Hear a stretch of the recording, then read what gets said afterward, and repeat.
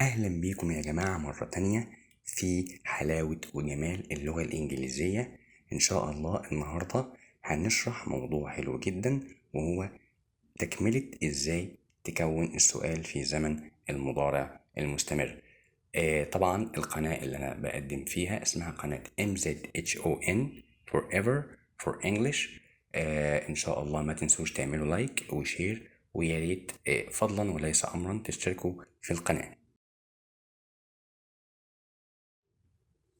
ودلوقتي يا جماعة هنبدأ نشرح ازاي نكون السؤال في زمن المضارع المستمر.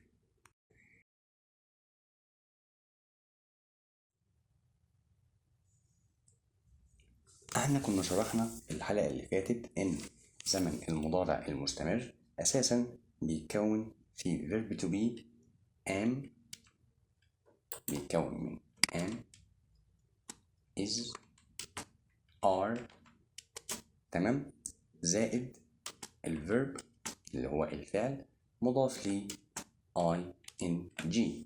كويس قوي. النهارده هنكمل ازاي نقدر نحط الضمائر اللي هي he وشي وات مع الفيرب to be اللي هو am وis وare. هيبقى الضمير he مع الفعل is. كويس، he is او برضو she is او she is او برضو it is. تمام، كل الكلام ده زائد الفعل اللي هو الفيرب، الفعل، تمام، مضاف لي ing. تمام تمام. لكن احنا بنتكلم ده دي صيغه اللي هي الاثبات. كويس قوي، لكن احنا عايزين نتكلم في صيغه السؤال. صيغه السؤال في هذا الزمن سهله جدا ان هي تتعمل. صيغه السؤال سهله جدا ان هي تتعمل. هتبقى ازاي؟ طبعا احنا قلنا ان صيغه السؤال بنجيب الفعل اللي هو verb to be في الاول خالص، هيبقى is بالنسبه للverb is زائد الضمير he او she او it زائد الفعل مضاف لي ing. وطبعا باقي السؤال هنا، باقي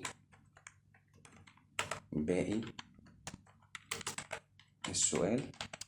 كويس، طبعا وفي الاخر هنحط علامة الاستفهام. جميل جدا.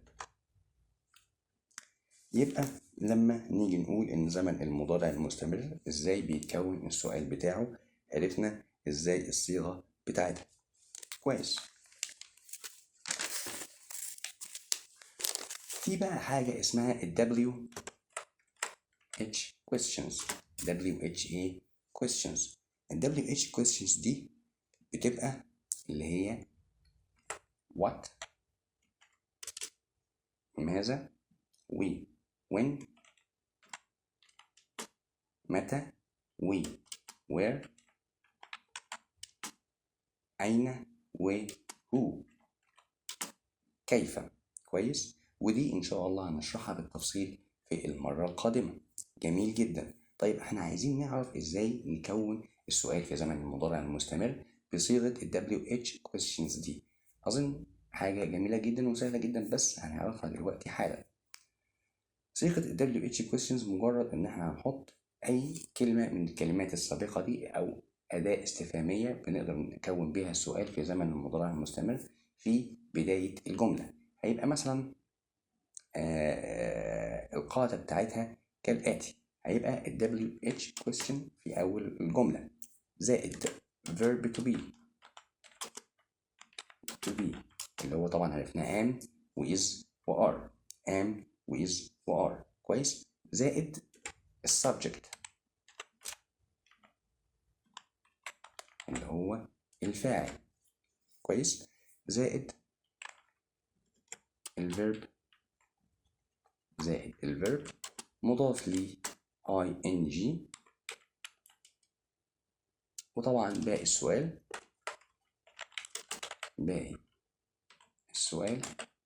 وفي الآخر بنضيف علامة الاستفهام.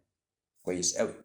طيب احنا عايزين نعرف أمثلة علشان نقدر نستوعب الكلام دوت. نشرح القاعدة مرة تانية. عرفنا إن ال WH questions في الأول اللي هي إيه؟ WH questions اللي هي زي what، ادي اول صيغة. في when WHN، في كمان where، في اخر حاجة who. القاعدة لما نيجي نكون السؤال في زمن المضارع المستمر هيبقى كالآتي. مجرد ان احنا هنعمل هنحط اي اداة من ادوات الاستفهام دي في اول الجملة. هتبقى مثلا what زائد verb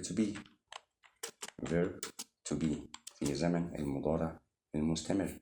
كويس. زائد طبعا عرفنا verb to be اللي هو am و is و are. كويس. زائد السبجكت كويس اللي هو الفاعل. تمام. زائد الفيرب مضاف لي ing.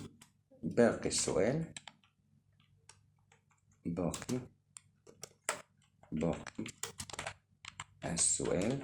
تمام. ونحط علامة استفهام. كويس. نحط علامة ايه؟ نحط علامة استفهام.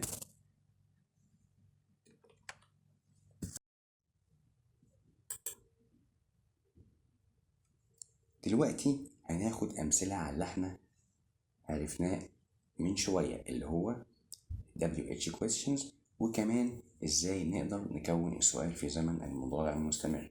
كويس أوي. أول مثال هناخده معانا اللي هو is he working today؟ is he working today بمعنى هل هو يعمل اليوم. كويس أوي. مكونات هذا السؤال ادي verb to be حطيناه في الأول is ومعاه الضمير he. كويس. he وشي وإت بياخدوا is، لكن في صيغة السؤال في هذا الزمن مجرد بس هنحط verb to be في أول الجملة الاستفهامية مع الضمير he. working اللي هو الزمن اللي احنا بنتكلم عليه اللي هو زمن المضارع المستمر. جميل. وبقية الجملة today وبعد كده علامة الاستفهام. معنى السؤال ده هل هو يعمل اليوم؟ بالبلدي باللغة العامية يعني النهاردة هو بيشتغل. هل هو بيشتغل النهاردة أو هل هو شغال النهاردة؟ كويس أوي. ننتقل لسؤال تاني. is تامر playing chess؟ is تامر playing chess يعني ايه؟ يعني هل تامر يلعب الشطرنج؟ او هل يلعب تامر الشطرنج؟ هل يلعب تامر الشطرنج؟ جميل جدا. برضو نفس الكلام. أول الجملة verb to be is تامر اللي هو subject. he برضو في الجملة اللي فاتت كانت اللي هي subject مكان اسم بني آدم he أو she أو it. كويس. أو اسم غير عاقل بالنسبة لإت. لكن هنا احنا حطينا تامر ده ممكن برضو نحطه هنا ما بين قوسين اللي هو الضمير he. كويس. يعني ممكن نقول is he playing chess؟ جميل جدا. أو is تامر playing chess؟ حلو. نيجي للسؤال اللي بعديه. What are you doing؟ What are you doing؟ يعني ماذا تفعل؟ أو بالبلدي أنت بتعمل إيه؟ نيجي بقى نشرح السؤال ده. هنا what اللي هو احنا قلنا عليها من شوية WH questions، كويس؟ طبعا حطيناها في أول السؤال، بعديها على طول الفعل بتاع verb to be اللي هو are. you، ليه are you؟ عشان you الضمير you اللي هو أنت أو أنتي للعاقل طبعا، للشخص الإنسان. are بتيجي معاه اللي هو verb to be are بيجي معاه you doing طبعا أنت بتعمل إيه اللي هو بقية السؤال زائد علامة الاستفهام. كويس أوي. ناخد مثال كمان. when مش when، لا، تنطق لما نيجي ننطق الكلمة دي ننطقها when. نقول تاني when، وده إن شاء الله هنشرحه بالتفصيل في كورس الصوتيات على القناة. كويس؟ يبقى when are you starting your job؟ when are you starting your job؟ يعني متى تبدأ عملك، أو أنت هتبتدي شغلك إمتى؟ متى تبدأ عملك؟ نشرح مكونات السؤال ده. when تمام WH question اللي بمعنى متى، are you وعرفنا are verb to be في أول السؤال مع الضمير you، starting اللي هو verb start في present continuous tense أو زمن المضارع المستمر مضاف لي ing، وطبعا بقية الجملة you job زائد علامة الاستفهام. ناخد مثال كمان. where أين، تنطق where مش where، تنطق where. تمام. is نادية going؟ where is نادية going؟ يعني إلى أين تذهب نادية؟ إلى أين تذهب نادية؟